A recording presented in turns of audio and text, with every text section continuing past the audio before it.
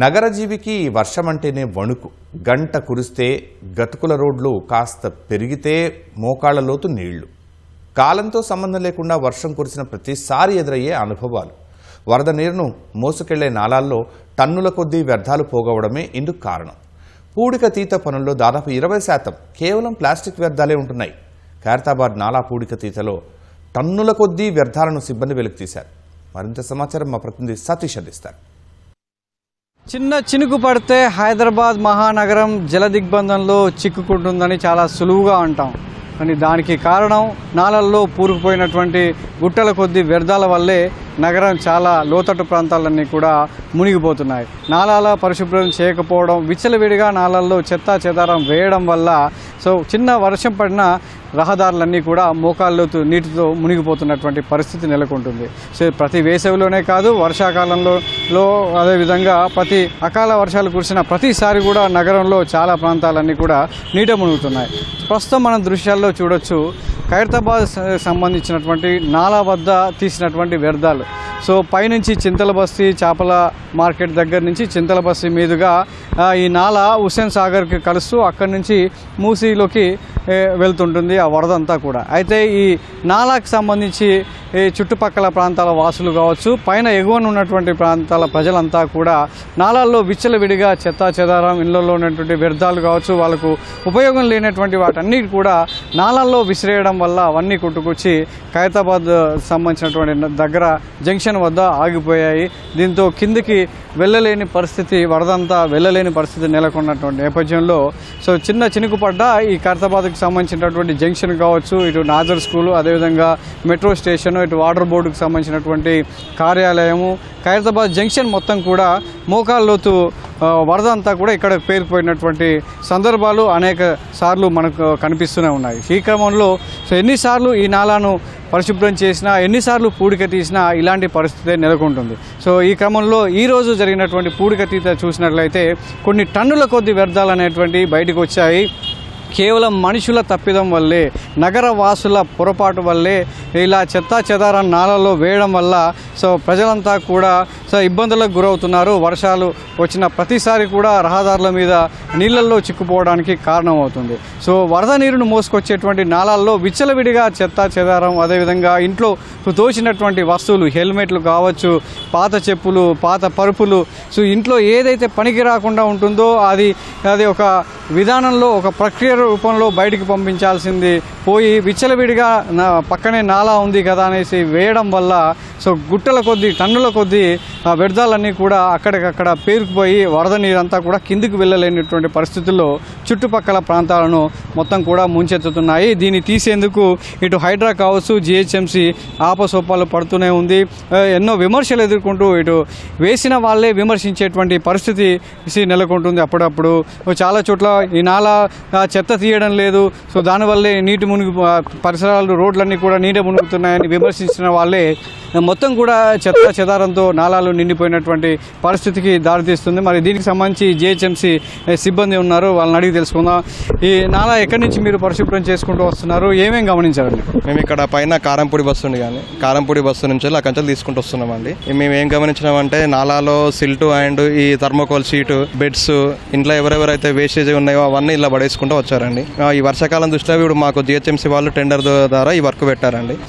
మీదికి వెళ్ళి కారంపూడి బస్సు, ఈ నాసా స్కూలు, మా స్కూల్ కంచాలి, ఇటు మీద రాజ్నగర్ నాలా నుంచి ఎస్టీపీ వరకు మేము క్లీన్ చేసామండి. ఇది లాస్ట్ టైం ఇందులో 70 మిషన్ దింపాము, కానీ దాంతో రాలేదని కొంచెం డిలే అయ్యి ఇక్కడ ఎస్టీపీలో మాకు వర్క్ అయిపోయిందండి. ఈ 200 మిషన్ తీసుకొచ్చి ఈ రోజు తీసామండి. ఇది కొంచెం డ్రై అయిపోయినాక వెహికల్స్ పెట్టి జవహర్నగర్ డంపింగ్ యార్డ్కి మేము కార్టింగ్ చేస్తామండి. ఎన్ని టన్నుల వ్యర్థాలు ఒక నాలలో బయటకు వచ్చాయి? దీన్ని చూసి ఎన్ని టన్నులు ఉంటుంది? దీన్ని తీసుకెళ్ళడానికి ఎంత ఖర్చు అవుతుంది? ఇది మోస్ట్లీ ఒక 10-15 ట్రక్కులు అవుతుందండి. మనకు 25,000 to 30,000 దాకా దీనికి కాస్ట్ అయ్యింది అండి. మళ్ళీ మన అలాగా జేసీబీ కూడా పెట్టుకోవాలండి. జేసీబీ పెట్టుకొని ఆ జేసీబీతోని మనం బయటికి తీసుకెళ్లాలండి. దీన్ని ఇంతకుముందు కూడా క్లీన్ చేశారు, మళ్ళీ అంతే స్థాయిలో వ్యర్థాలు పోగొవడానికి గల కారణం ఏమని గమనిస్తున్నారు? ఎవరి ఏరియాలో తీసుకుంటూ వస్తున్నామండి, కానీ ప్రజల్లో అవేర్నెస్ ఉండాలండి. ప్రజల్లో అవేర్నెస్ ఉంటే అందులో పడేయకుండా వాళ్ళు, మనం ఇది ఇప్పుడు ఎవరింటి ముందు డబ్బాలో అవి పెడతారు, అందులో పడేసేసి ఏమన్నా వేస్ట్ ఏమన్నా ఉంటే వాళ్ళు జిహెచ్ఎంసీ వెహికల్ వచ్చినప్పుడు బయట పడేయాలి.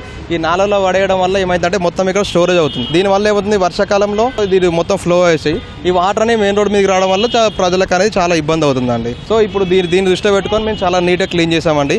ఇక్కడ నుంచి ప్రజలు నాలాలలో వేస్టేజ్ పడేయకుండా ఎవరి జిహెచ్ఎంసీ ప్రొవైడ్ చేసిన బకెట్లు కానీ వెహికల్స్ కానీ అందులో పడేసేసి నాలాలకు అవేర్నెస్ ఇచ్చి నాలాలకు క్లీన్గా ఉంచుకోవాలని మా యొక్క తీస్తున్నప్పుడు ఎక్కడ ఇబ్బందులు ఏమన్నా ఎదురయ్యాయా? ఎంత గుట్టలు చెత్త ఉందని మీరు గమనించామండి. మేము అంతకుముందు ఆల్రెడీ మేము ఒకటి మీటర్ పెట్టి చెక్ చేసామండి. అంటే ఎన్ని ఫీట్లలో దగ్గర ఇక్కడ 5 to 6 feet డెప్త్ ఉందండి. మనం చిన్న మిషన్ పెడితేనే రాకపోవడం వల్ల ఈరోజు ఆ పెద్ద మిషన్ తీసుకొచ్చామండి.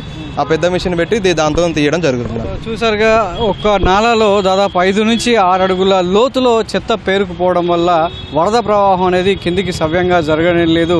కోట్ల రూపాయలు వెచ్చించి ప్రతి ఏడాది నాలల్లో పూడికతీత జరుగుతున్నప్పటికీ ప్రతి వర్షాకాలంలో ఇదే సమస్య ఎదురవుతుంది. వేసవిలో తీసినప్పటికీ వచ్చేటువంటి వ్యర్థాల కారణంగా రహదారులను వరద నీరు ముంచెత్తుతుంది. దీనికి సంబంధించి పర్యావరణ ప్రేమికులు కావచ్చు, స్వచ్ఛంద సంస్థల ప్రతినిధులు ఎప్పటికప్పుడు విమర్శలు చేస్తూనే ఉన్నారు. మరి దీనికి సంబంధించి ప్రకృతి ప్రేమికులు సురేష్ గారు ఉన్నారు, ఏమంటారో అడిగి తెలుసుకుందాం. సురేష్ గారు, చూశారుగా మన వెనకాల గుట్టలుగా పేర్కొన్నటువంటి వ్యర్థాలు ఉన్నాయి. సో నాలాల్లో ఇన్ని టన్నుల వ్యర్థాలు బయటికి రావడం అనేది ప్రకృతి పరంగా నగరానికి ఏ విధంగా హాని చేస్తుంది, ప్రజల్లో ఏ విధమైనటువంటి అవగాహన ఉండాలంటారు? ఒకసారిగా అంటే ఎన్నో చూశాను ఇట్లాంటి రకమైనటువంటి ప్లాస్టిక్ కుప్పలు దిబ్బలుగా ఉన్నటువంటివి. బట్ ఈరోజు నేను మెట్రో ట్రైన్లో జర్నీ చేస్తున్నప్పుడు సడన్గా ఇది నన్ను ఆకర్షించి ఇక్కడ దిగడం జరిగింది. సో ఒకవైపు నుంచి ప్రభుత్వము స్వచ్ఛ భారత్ మిషన్ రూల్స్ అనేది పెడతా ఉన్నది. సో 2016 రూల్స్ అయిపోయాయి, 2021 అయిపోయాయి, లేటెస్ట్గా 2026 అంటే తడి చెత్త, పొడి చెత్త, హానికరమైనటువంటి చెత్త ఇంతకుముందు 2 డబ్బాలు వేరు చేయమని చెప్పారు, కానీ ఇప్పుడు 4 డబ్బాలు వేరు చేయమని చెప్తా ఉన్నారు. కానీ ప్రజలు ఎవరు కూడా వాటిని వినిపించుకోవడం లేదు. సో ఇప్పుడు మిక్కీ మౌజ్ లాగా అంటే ప్రభుత్వాలని ప్రజలు విమర్శించడం, ప్రభుత్వాలు ప్రజల్ని విమర్శించడం, ఇద్దరు అలా జరుగుతూనే ఉంది. కానీ ఇది ఎవరిని విమర్శించుకోవడం కాదు, ఇది ఖచ్చితంగా ప్రతి ఒక్కరు బాధ్యతగా తీసుకోవాలి. అదేవిధంగా ఈరోజు మీరు ఇక్కడ చూస్తే ఒక సూపర్ మార్కెట్, డీ మార్ట్ అట్లాంటి ఏవైతే పెద్ద సూపర్ మార్కెట్ల ఎన్ని రకాల వస్తువులు అయితే దొరుకుతాయో ప్రతి వస్తువు అంటే గుండు పిన్ను నుంచి మీకు మనం బెడ్స్, కార్డ్స్ వరకు కూడా దీంట్లో ఉండడం. అదేవిధంగా బాల్స్, వాలీబాల్స్, స్పోర్ట్స్ మెటీరియల్, ఇది తర్వాత వైన్స్ తాగినటువంటి ఇవి బాటిల్స్, బట్టలు, చెప్పులు, బూట్లు లేనటువంటి వస్తువు ఇక్కడ లేదు. సో కాబట్టి ఇది ఉన్న ఫలంగా ఎమర్జెన్సీగా, క్లైమేట్ ఎమర్జెన్సీగా అటు ప్రభుత్వాలు, ప్రజలు దీన్ని ఒక యుద్ధ ప్రాతిపదికన మనం చర్యలు తీసుకోవాలి. ఓన్లీ ఏదో వర్షాకాలంలో చేస్తున్నామనేది కాకుండా ఇంకా సైంటిఫిక్గా ఎన్విరాన్మెంట్ ఇంజనీర్స్ కానీ అందరు కోఆర్డినేషన్ కావాలి. ఇది ఒక్కరు చేసేది కాదు, అందరూ కోఆర్డినేషన్ చేసుకొని ఎప్పటికప్పుడు అంటే అక్కడక్కడ మనకి బ్లాకేజెస్ కూడా పెట్టి అంటే వాటర్ ఒక్కటే వెళ్ళిపోయేటట్టు, ప్లాస్టిక్ అంతా కూడా సపరేట్ అయ్యేటట్టు అట్లాంటి ప్రయత్నాలు కూడా సైంటిఫిక్గా కూడా తీసుకోవాల్సినటువంటి అవసరం. ఎందుకంటే ముఖ్యంగా ఇది వర్షాకాలం ఇంకా రాబోతుంది. సో ఎప్పుడు వర్షాలు వస్తాయో తెలియదు. వర్షాలు వచ్చినప్పుడు మొత్తం రోడ్ల మీదకి ఎలా అయిపోతున్నాయి అని అందరు కంప్లైంట్ చేస్తారు, అరే వాటర్ అంతా ఇట్లా అయిపోతుంది. కానీ ఒక వ్యక్తిగా పర్సనల్గా నేను ఏం చేయాలి, మరి ఇంట్లో నుంచి వచ్చేటప్పుడు ఒక స్టీల్ వాటర్ బాటిల్ వాడాలి, కూరగాయలకు పోయేటప్పుడు ఒక చేసంచి వాడుకోవాలి. అట్లా ప్రతిదీ కూడా 3R ఏదైతే చెప్తున్నారో, రీసైకిల్, రీయూజ్, రెడ్యూస్ అనేటటువంటి విధానాలు ఏవైతే చెప్తున్నారో వాటిని ప్రతి ఒక్కరు కూడా మనస వాచ కర్మన ఆచరించాల్సినటువంటి సమయం ఆసన్నమైంది. మరి ఇప్పటికైనా సో నగరవాసులంతా కూడా ఇలాంటి దృశ్యాలను చూసైనా కూడా మేల్కొని సో పక్కనే నాలా ఉంది కదా, పక్కనే కాలువ ఉంది కదా అని గమనించి ఏది పడితే అది వేయకుండా జిహెచ్ఎంసీ స్వచ్ఛ ఆటోలను ఇంటికి పంపిస్తుంది. అదేవిధంగా చెత్తను ఎక్కడ వేయాలనేది కూడా ఎప్పటికప్పుడు సూచనలు జారీ చేస్తూనే ఉంది.